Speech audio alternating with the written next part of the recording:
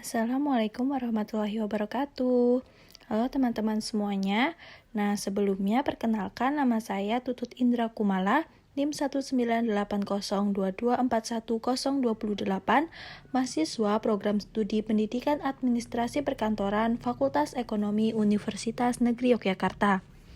Nah, pada kesempatan kali ini, saya akan mencoba untuk menjelaskan studi kasus yang telah saya buat, yaitu analisis kepemimpinan Lee Kuan Yew. Nah, tugas ini dibuat guna memenuhi tugas mata kuliah kepemimpinan yang diampu oleh Bapak Muhammad Hanafi. Selamat untuk menyaksikan, teman-teman. Sebelum memulai materi yang lebih lanjut, alangkah baiknya apabila kita mengetahui biografi dari Lee Kuan Yew sendiri. Nah, di sini Lee Kuan Yew itu merupakan Perdana Menteri pertama Singapura periode 1959 sampai dengan 1990 yang telah berhasil menjadikan Singapura menjadi salah satu negara yang memiliki pertumbuhan ekonomi terbaik di dunia. Pada masa kepemimpinannya, Lee Kuan Yew ini menuai beberapa macam pro dan kontra. Namun, Lee Kuan Yew dapat membuktikan bahwa beliau mampu untuk membawa Singapura menjadi salah satu negara maju dengan gaya kepemimpinan yang telah diterapkannya, yaitu gaya kepemimpinan otoriter dan juga demokratis. Ciri dan juga gaya kepemimpinan Lee Kuan Yew ini yang telah sukses membawa Singapura menjadi negara maju sangat menarik untuk kita bahas.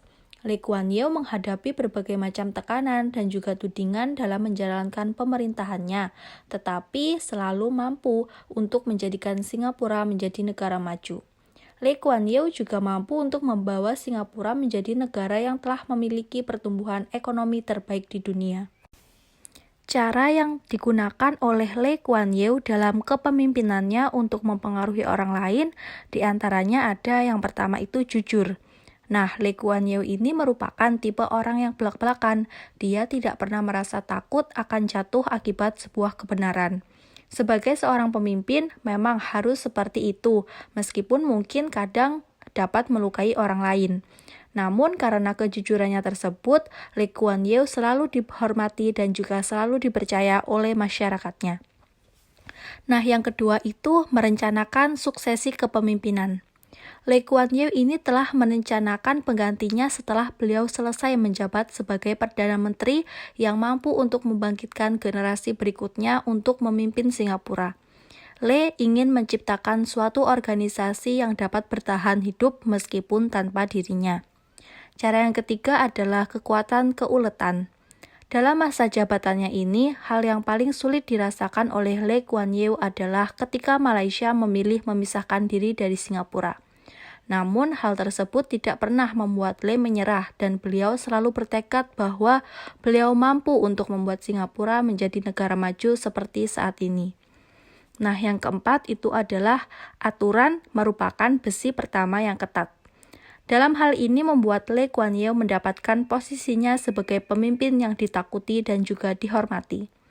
Lee dikagumi karena pemerintah Singapura yang efisien, pertumbuhan ekonomi, dan juga situasi jalanan Singapura yang aman. Lee juga ditakuti karena jika terdapat saingan politik akan beliau menjarakan selama beberapa dekade tanpa diadili.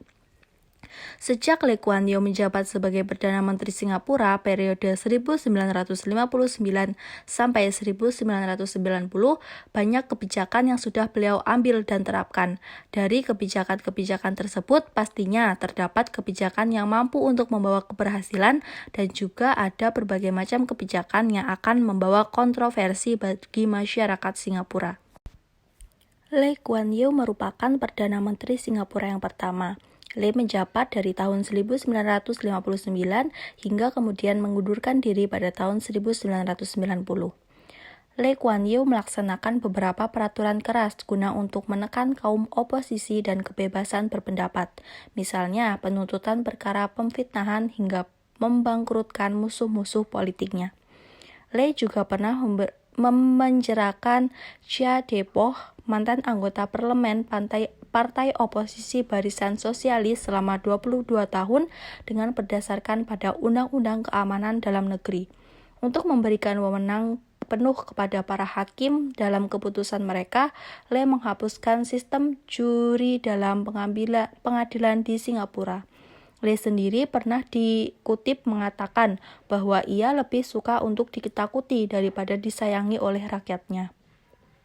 Lee kemudian menjadi Perdana Menteri untuk 3 dasawarsa atau 7 masa jabatan berturut-turut hingga tahun 1990. Lee Kuan Yew menjadi penguasa di Singapura yang memegang kekuasaan sampai tahun 1990. Lee Kuan Yew membuat batasan-batasan dalam kebebasan demokrasi yang bertujuan untuk memelihara tradisi komunitas di Singapura. Lee Kuan Yew beranggapan bahwa tradisi bercorak Asia ini sulit untuk dilepaskan untuk setiap komunitas, karena pergantian identitas tersebut butuh evolusi yang panjang.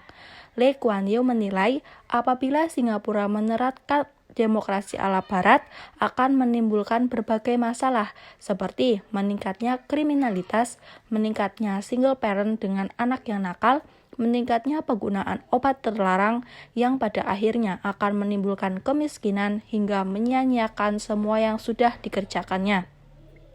Lebih lanjut, Lee Kuan Yew menyatakan bahwa Singapura akan lebih mengutamakan kepentingan komunitas dibanding demokrasi untuk memelihara pertumbuhan ekonomi yang tinggi dan juga stabil. Melihat gaya kepemimpinan Lee Kuan Yew di Singapura, dapat dipahami bahwa menjadi seorang pemimpin yang otoriter tidak serta-merta dilambangkan dengan kekerasan dan penyempitan ruang bagi masyarakat untuk menyuarakan pemikiran dan juga gagasan yang mereka miliki. Lee Kuan Yew pada masa kepemimpinannya sebagai Perdana Menteri Singapura telah menggabungkan gaya kepemimpinan otoriter dan juga demokratis. Lee menerapkan semi-otoriter demi untuk memelihara politik internal yang kondusif dan pertumbuhan ekonomi yang stabil dengan mengharuskan setiap warga negara patuh kepada hukum dan apabila menentang pemerintah maka akan mendapatkan sanksi. Lee Kuan Yew saat menjadi Perdana Menteri Singapura menganut sistem otoritarisme, karena kepemimpinannya lebih kepada otoriter daripada demokrasi liberal yang salah satunya dapat dilihat dari penerapan ASEAN Value. Dari gaya kepemimpinan Lee Kuan Yew di Singapura pada tahun 1959 sampai dengan 1990 dapat menjadi pemahaman bahwa sosok pemimpin yang otoriter tidak selalu identik dengan kekerasan dan enggan menerima aspirasi dari masyarakat. Lee ketika menjadi Perdana Menteri, beliau menerapkan gaya kepemimpinan kombinasi antara otoriter dengan demokratis yang berhasil membawa Singapura menjadi salah satu negara maju dengan pertumbuhan ekonomi yang tinggi yang menjadikan masyarakat merasakan kesejahteraan.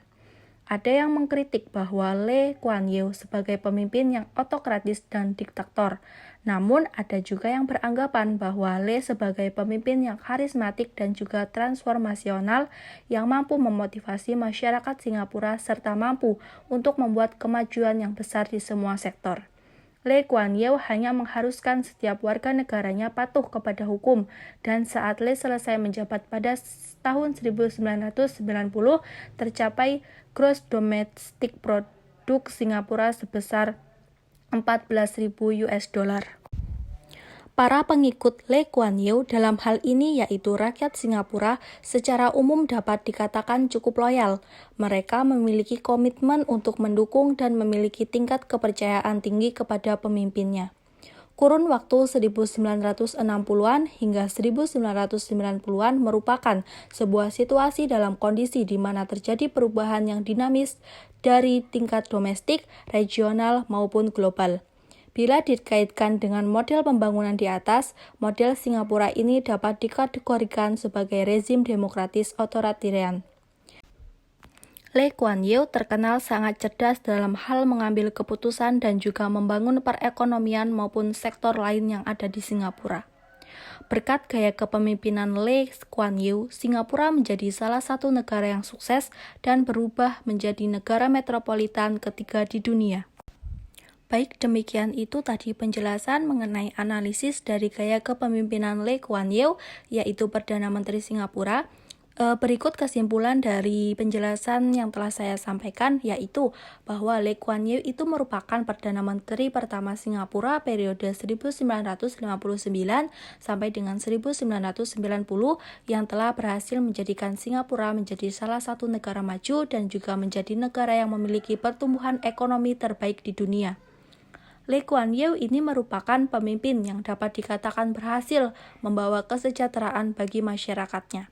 Cara yang digunakan oleh Lee Kuan Yew untuk mempengaruhi orang lain adalah dengan jujur, merencanakan suksesi kepemimpinan, kekuatan keuletan, dan juga adanya aturan yang ketat. Pada masa kepemimpinan Lee Kuan Yew berhasil membawa pengaruh yang baik, yaitu dengan menjadikan negara Singapura menjadi salah satu negara yang sukses di dunia yang akhirnya merubah Singapura menjadi negara metropolitan ketiga di dunia yang berkembang hanya dalam 3 dekade. Dari gaya kepemimpinan Lee Kuan Yew di Singapura dapat menjadi pemahaman bahwa sosok pemimpin yang otoriter tidak selalu identik dengan kekerasan dan juga enggan menerima aspirasi dari masyarakat. Lee ketika menjadi Perdana Menteri, beliau menerapkan gaya kepemimpinan kombinasi antara otoriter dan demokratis yang telah berhasil membawa Singapura menjadi salah satu negara maju dengan pertumbuhan ekonomi dan juga menjadikan masyarakatnya merasakan kesejahteraan. Para pengikut Lee Kuan Yew, yaitu rakyat Singapura, secara umum dikatakan cukup loyal. Mereka memiliki komitmen untuk mendukung dan juga memiliki tingkat kepercayaan yang tinggi kepada pemimpinnya, yaitu Lee Kuan Yew. Lee Kuan Yew dapat menjadi figur panutan rakyat Singapura, bahkan dapat memberikan aspirasi bagi pemimpin di dunia. Lee Kuan Yew terkenal sangat cerdas dalam mengambil keputusan dan juga membangun perekonomian maupun sektor lain yang ada di negara Singapura. Sekian dari saya, terima kasih. Wassalamualaikum warahmatullahi wabarakatuh.